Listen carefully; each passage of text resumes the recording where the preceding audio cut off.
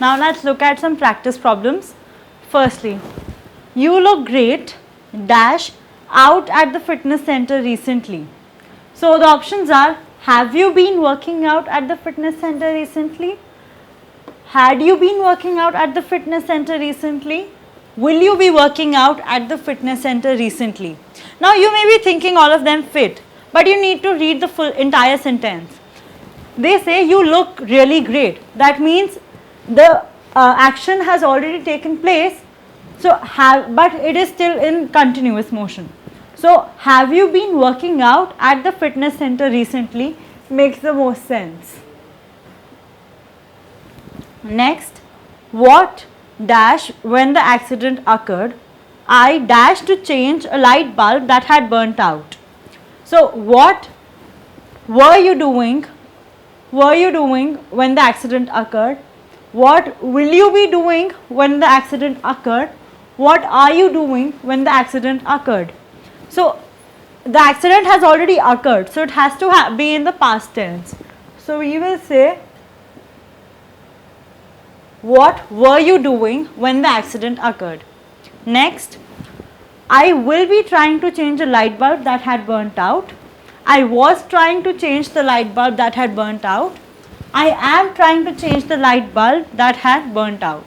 Again, it has had burnt out, so something that has been happening in the past.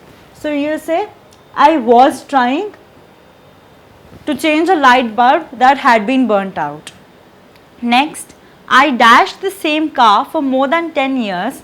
I am thinking about buying a new one. I have been having the same car for more than 10 years. I have had the same car for more than 10 years. I have the same car for more than 10 years. But this action is something that has been happening for a long period of time and is still happening. So, I have had the same car for more than 10 years. For 10 years I have had this car and I still have it. So I have had the car for more than 10 years. If it dash this weekend, we dash skiing near Lake Tahoe. If it will be snowing this weekend, if it snows this weekend, if it had snowed this weekend. But we dash skiing near Lake Tahoe, so we can say we will if it snows this weekend.